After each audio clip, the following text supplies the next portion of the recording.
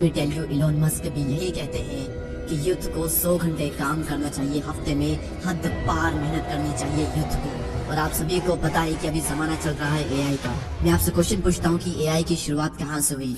Open AI जिसका product है chat GPT, आप सभी जानते होंगे।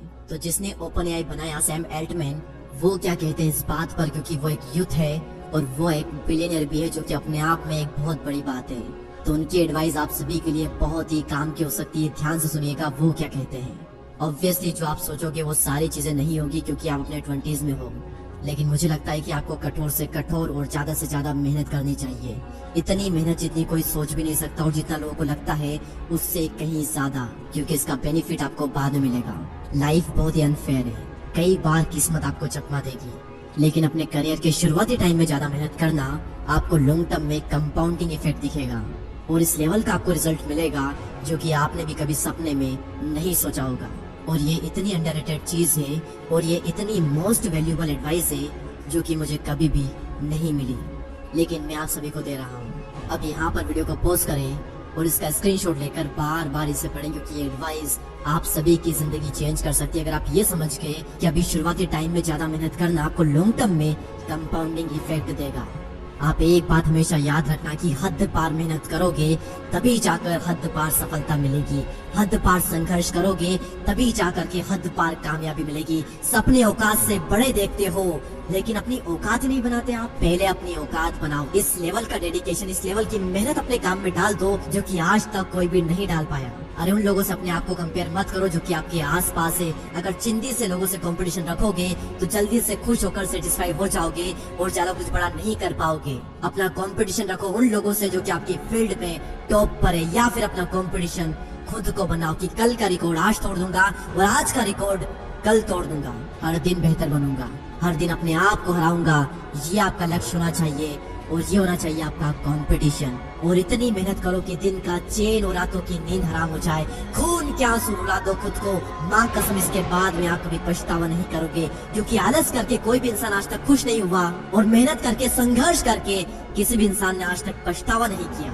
मुझे नहीं पता कि किसी को भी अवार्ड लेते थे, किसी को भी स्टेज पर देख आपके अंदर से क्या फीलिंग आती है, आप क्या सोचते हो। लेकिन मैं क्या सोचता हूँ अगर मैं किसी को स्टेज पर देखता हूँ तो अंदर से सिर्फ एक चीज कि यार उस इंसान ने कितनी मेहनत की है, कितने बुरे दिनों से गुजरा होगा, कितनी कंसिस्टेंसी मेंटेन की होगी, कितना कुछ सहा होगा, क्या क्या छोड़ा होगा इसके लिए। और अंदर से आती है एक इंस्पिरेशन कि यार एक दिन मेरा भी आएगा जब मैं भी वहाँ पर होऊंगा और वहाँ पर होने के लिए मैं इस लेवल का एफर्ट डालूंगा, इस लेवल की मेहनत करूंगा जो मैंने आज तक नहीं की। और ये ब्रह्मांड देखेगा मेरी मेहनत और ये दुनिया देखेगी मेरी कामयाबी। और जब जब आपको मोटिवेशन चाहिए मैं देता हूँ आपको रियल लाइफ मोटिवेशन अपने ही घर में। जब जब सिचुएशन ऐसी आए कि काम आपका बहुत इंपॉर्टेंट है लेकिन आपका मन नहीं लग रहा है, तो एक बार अपने माँ बाप को देखना और याद करना कि कितने दिन गुजर गए, महीने गुजर गए, सालों गुजर गए। क्या कभी पापा ने ये कहा कि आज मैं काम नहीं करूँगा? और क्या कभी ऐसा हुआ जब मम्मी ने खाना बनाने से, जल्दी उठने से, बर्तन धोने से, कपड़े धोने से मना कर दिया हो और कह दिया हो कि आज मन नहीं है, मैं ये सारे काम नहीं करूँगी? जिंदगी में एक दिन भी ऐसा नहीं आता जब माँ ये कहते, चाहे मेंटली उन पर कितना ही प्रेशर क्यों ना हो, वो चाहे कितने ही स्ट्रेस में क्यों ना हो, एक दिन भी ऐसा नहीं आता जब वो इन सभी कामों से रेस्ट कर दे और कह दे कि आज मेरा मन नहीं है, आज मैं ये नहीं करूँगा। अपने आप से सवाल करो कि ऐसे कितने दिन आए आपकी जिंदगी में जब आपका मन नहीं लगा लेकिन फिर भी आपने काम किया। गिने चुने कुछ आपको दिन मिलेंगे, अदरवाइज आप अपने मन के मालिक हो।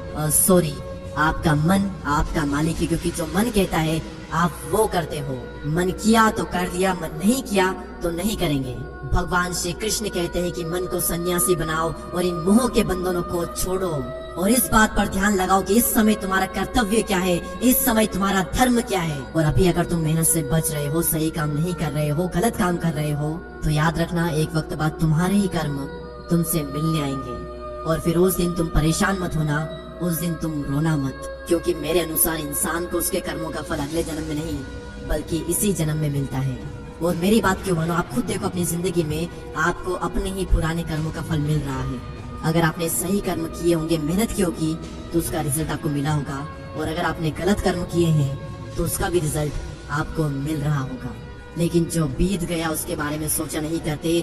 अभी अपनी खुदी को इतना बुलंद करो कि हर तकदीर से पहले खुदा भी तुझसे पूछे कि बता बंदे तेरी रजा क्या है। इतनी मेहनत करो कि किस्मत भी आकर के पूछ ही ले कि बता बंदे तेरी रजा क्या है, तू चाहता क्या है, ले ले बेटा ये तो तेरा हक है। और लास्ट में सिर्फ इतना ही कहूंगा कि आपसे मेहनत नहीं बल्कि हद पार मेहनत करो। इतनी मेहनत करो कि आपके आसपास वाले लोग आपको बार बार पागल कहे।